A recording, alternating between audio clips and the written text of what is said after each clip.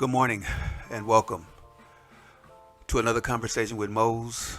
And as always, I pray life is treating you well wherever you are in the world and that you're one day closer to your dreams and prayers coming true.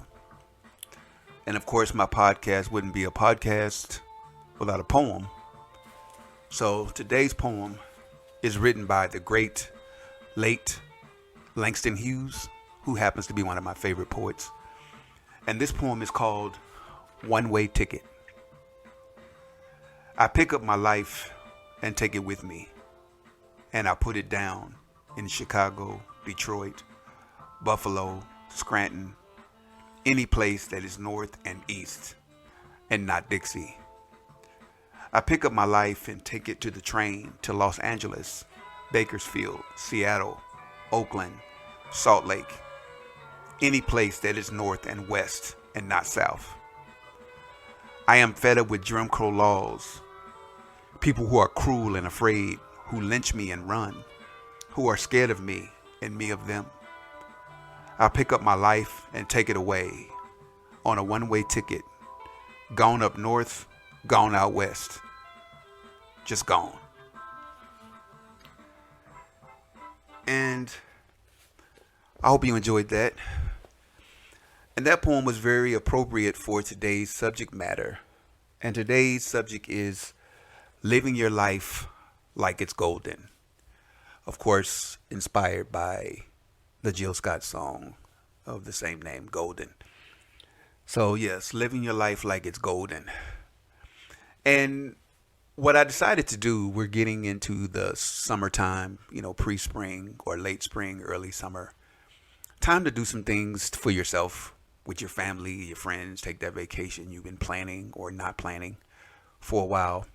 So I thought I'd do something a little bit more on the lighter side, just in honor of celebrating the summer and the sun, being in the sun, celebrating in the sun, just enjoying your life in the sun. So I want to offer some suggestions to some people and also to myself as a reminder of we should just be celebrating ourselves. The world is going to be the world, but we can't let it discourage us or keep us from being who we are and enjoying the people that we love and even just enjoying ourselves. So I just want to offer some suggestions on what I would do if you find yourself bored or sitting at home wondering what I should be doing with your time. And usually I know the one thing I think we don't really think about and I think we take for granted is our time. We just assume that we have the time to do the things that we want to do. And a lot of times, and then some of us don't make the time to do the things that we need to do. Even if it's an hour, 2 hours, doing something with your kids, helping them with their homework, having a deep discussion with an old friend, checking on somebody you love. These are things that you can do with that time if you find yourself sitting around wondering what you could be doing or feeling sorry for yourself like some of us do. Do something for somebody else. So here are a few of my suggestions.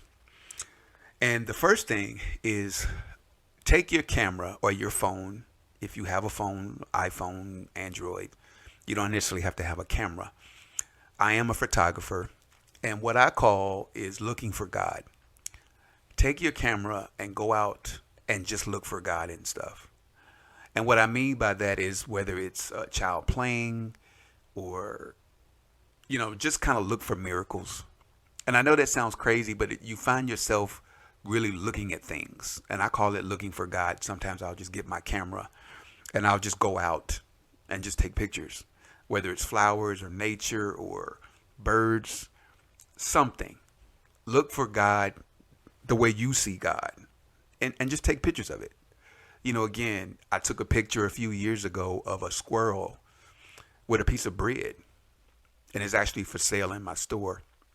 It was during COVID, and I went out with my camera in the snow, and there was a squirrel with a large piece of bread eating it like it was a normal thing. I mean, he had a slice of bread, a whole white. And if you go to my store, you'll see it. And I just thought that was amazing how God is feeding this squirrel this piece of bread. So how could I complain? And I'm sure he got that bread from somewhere. So, and I found God in that. So if you can go out, just take your phone or your camera and just go looking for God. Just take a walk and you'd be surprised. Either through your neighborhood, you know, you can even do it around your house if you want to. I mean, you can go outside in your backyard and see ladybugs or butterflies. Just look for God and try to capture images. And I would really love to see that if you decide to do it, post them on my page, my Facebook or Twitter. I would love to see some of the images that you came across. And then I think it'll be fun. You could take your kids and let them do it too. It could be an activity for the whole family. Like I said, you could take your kids and maybe with their phones and just look for God, look for the miracles, the things that we miss. And you'd be surprised at what maybe the kids will come up with, maybe what you come up with. Just give it a try, because I do it all the time. Matter of fact, I'm planning on doing it today if I get an opportunity. The other thing is read a book. I haven't got a book yet for the summer. I usually try to read at least 2 books in the summertime. I try to find something to read, and I haven't really found that book yet that I've been drawn to.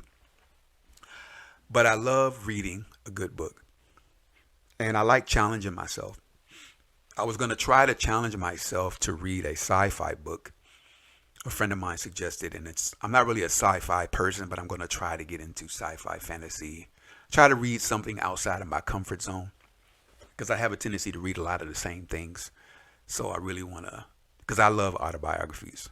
I'm a big autobiography person, and I love a good story, a really good story. And I love black stories, preferably, just about resilience and overcoming and a happy ending. It doesn't necessarily have to be my idea of a happy ending, but just overcoming, or rising above certain things and going through pain and getting to the other side of it. I like reading those kind of stories. And of course, I love poetry also. But I suggest reading, and as my podcast goes on in the future, I'll definitely be suggesting books as I come across them that you can read. And maybe before the podcast today, I may have a couple that I would recommend. But I would definitely suggest reading a book. And also, if you have children, also getting them to read a book. That if they're of reading age, I would suggest getting a book for your children to read for the summer. And just to enlighten and broaden their minds. And maybe switch it up. Maybe they all can read different books and just kind of have a discussion about it with your kids, about what they learned, what they got from it, and just kind of have a discussion. That could be a thing an afternoon. Your kids, you're talking about what they read and, again, what they got from it. You can learn a lot from your children. They'll share things with you. And, again, it kind of opens a dialogue to discuss. And the books don't have to be, I don't think they have to be deep. I just think that kids need to be knowing that they can know that they can come to their parents and talk about things that matter to them.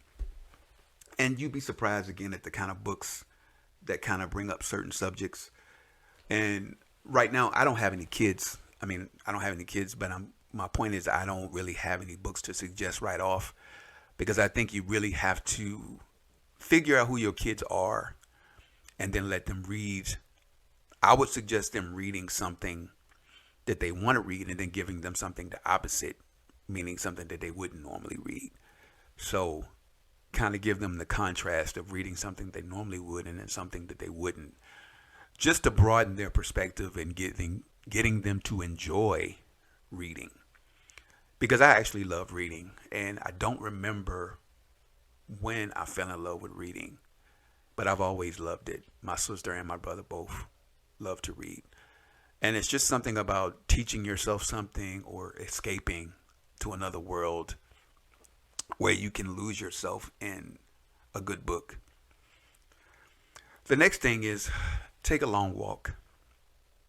And I know it sounds simple, and it's another Jill Scott inspired idea, but I do it all the time. I say Google a park in your neighborhood. Just Google it and see what the closest park is to where you live, or maybe try a new park. Take somebody with you. Go by yourself. Go on a date with somebody. Maybe somebody you want to get to know. But go to the park. You can take a book. You can bring a blanket. It doesn't cost anything. Find you a nice tree to sit under and some shade. And or you can go to the beach and take a long walk. Just bring your favorite beverage and just go. Lose yourself. Put your headphones on and just zone out. And again, you don't have to, for the people that don't have to go with anyone, you can go by yourself.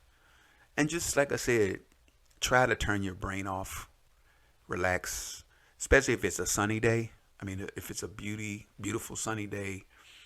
Some people don't like a lot of heat. Maybe put on a hat, something to, shade you from the sun. But get out into the sun and take a long walk. If you're trying to lose weight or just stay in shape, a long walk can help with that. Like I said, bring you a snack, maybe some fruit, some chips or something that you can feel good about. Again, you're burning some calories, also going for a good walk at the same time. And bring the music that you love. Listen to songs that, maybe some old school songs that you hadn't heard a long time, or songs that make you feel good or bring back pleasant memories while you're in the park.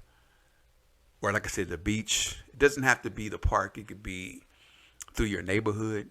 It could be, like any number of places. But just take that walk and try not to. And something else, don't call anybody. Try not to call anybody. If you're by yourself, don't take calls. Don't answer text messages. Just take that walk and focus on the walk if you're by yourself. Or if you with somebody, just agree that either one of you won't text or answer your phone. Either turn the phones off or just don't respond to them. Enjoy that time with the walk. And I like to say, take a walk with God. If you're one of those people that don't like to go anywhere by yourself, just see where God will take you. Sometimes you'd be surprised at what happens when you just take that time to just enjoy being with God, walking and see where it takes you. Or get in your car and just drive. And don't plan it out.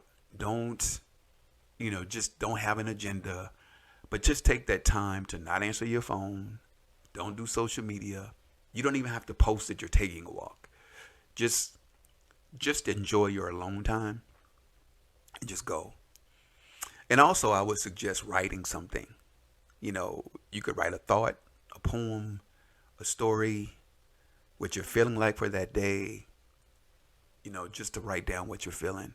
Or you can write it on your phone. You don't have to necessarily bring a book. You can actually use your phone and just use your notes and write down what you were feeling in that moment. But just take the time to just take that walk. Another thing I want to suggest for men and for women, it's just one of those things. I don't think this is a gender specific suggestion, but bake something. Bake something, cookies, a cake, anything, and share it with somebody. Like I said, it could be donuts, it could be cookies, it could be popsicles, whatever you want to do. Well, no, you can't bake popsicles, but you get what I'm saying. Do it and share it. Share whatever you bake. Go online and find a recipe that you like. Of course, taste it, make sure it's good. But I would just bake something for someone. Like I said, you could bake a pie, biscuits, any number of things, something sweet. Or you could just cook something for somebody. It didn't have to necessarily be anything sweet. It could be something savory. You could make dinner for somebody that's shut in. It'll really make a difference. Like I said, a pie, a cake, some cookies for some children in your neighborhood. Maybe for an elderly person that lives, again, that's shut in, or somebody that can't get out.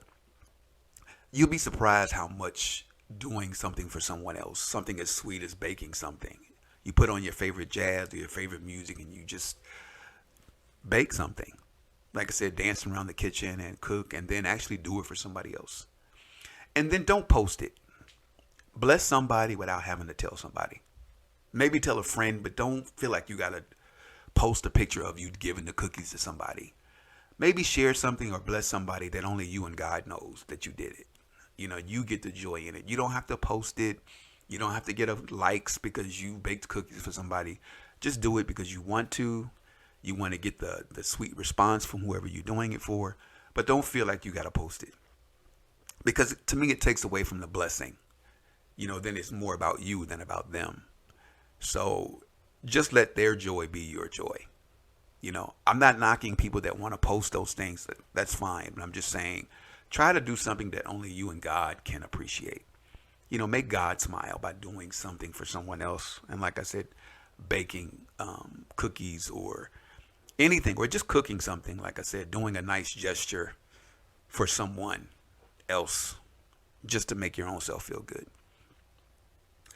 The other thing I want to suggest is calling a friend, calling someone maybe that you hadn't talked to in a while, checking on them, seeing how they're doing, and just calling somebody simply to say hello. Not because you want something from them. You don't have any specific reason. You're just calling and saying, hey, how you doing, man? What's going on? Or like I said, an old friend, maybe somebody that was going through something and you hadn't heard from them in a while. Just check on them. See how they doing. Because or just send a text message and say, hey, I was thinking of you. Let's get together if you want to, or give me a shout when you want to talk. Because I guarantee that they won't turn it down. Just call people and let them know that you're thinking of them and that anytime they need you, just give me a call, give me a shout. And then if they don't answer the phone, or if you're trying to reach out to somebody, go over there. Sometimes you just got to see. And then if they get upset with you, just say, I was just coming to check on you. I'm just make your apologies and say, you know what? Actually, you don't have to apologize. I don't think anybody should be mad at you going the extra mile to check on them. I don't think. And even if they do, again, they'll appreciate it. Just going by to check on somebody and saying, I just needed to see your face. I needed to make sure you were okay. Go that extra mile. And we all know somebody going through something, whether it's financial, a breakup, any number of things. We all know somebody that needs to be checked up on. Just doing something nice. They shouldn't have to tell you to check on them, or if it's in your spirit to call Johnny, then just call Johnny and say, hey, what's going on, man? You came across my mind. I just wanted to check in on you. And the other thing is taking someone to lunch, maybe that you want to get to know, or to dinner. Maybe calling that friend or somebody you've been wanting to go out with just to get to know, and taking them to lunch. And it can even be somebody that you already know and you just want to treat them to a lunch. And again, it doesn't have to be expensive. Or actually, you could take them to lunch. You could make lunch and make a picnic of it. Go to the park. Like I said, get a blanket and maybe bring all the dishes. Maybe have them bring water or whatever drink. And you can just provide the food and, like I said, the blanket, the location. And just, you don't have to spend any money. You could, make it yourself. And again, it doesn't have to all be on you. However you want to do it. The whole idea is getting together and communing with somebody and just breaking bread. It really doesn't matter if you spend money or don't spend money. The whole idea is just getting out the house and just doing something fun for yourself. Something, and for someone else. And it could be a child. It could be kids, taking kids to the park, to the amusement park, to the circus. It doesn't have to be nothing specific. Even going, like The Little Mermaid just came out. I plan to go see it, once the crowds die down. But I've heard good things. You could take your nieces and nephews, your kids, to see The Little Mermaid. And even adults are going to see this movie. So like I said, don't rule it out. And just go and open your mind and be a kid and, get some ice cream and maybe some popcorn. And like I said, just make a day of it. Also, there are a lot of festivals going on pretty much in every city right about now. There's a lot of festivals. If you just Google events in your city, you can pretty much find something to do. Usually they're free, like music festivals, art festivals are pretty much everywhere this time of year. So I would suggest Googling it and just seeing what's close, what's in your neighborhood. It might not be in your neighborhood. You might have to trek, but make an adventure of it. Like I said, maybe bring a little bit of money because you know you may want to buy something.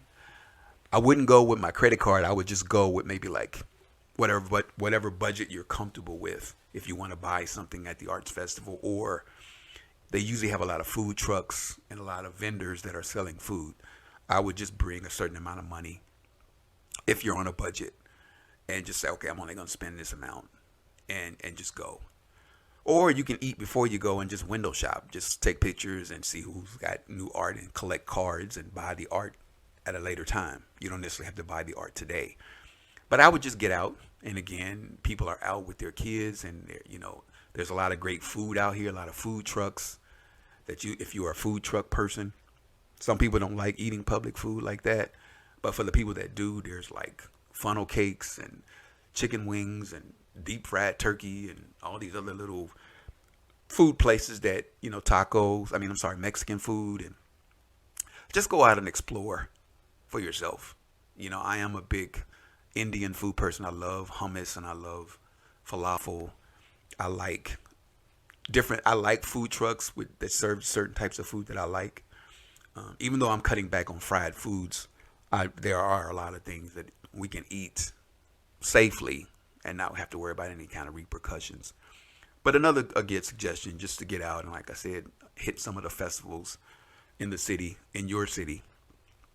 And also a good concert, if you can afford to go to a concert. As you know, Janet's on tour. Beyonce's on tour. There are a lot of people that are on tour right now. And if you can afford to go, take yourself to a concert. Again, I know a lot of people aren't big on going to things by themselves. But I say risk it. Don't wait on somebody to go with you. If you can't find anybody to go, just go by yourself. Just be safe. Again, concerts, everybody not into going to concerts or movies by themselves. But I suggest, dare to be dangerous and go to a movie by yourself or to a concert by yourself.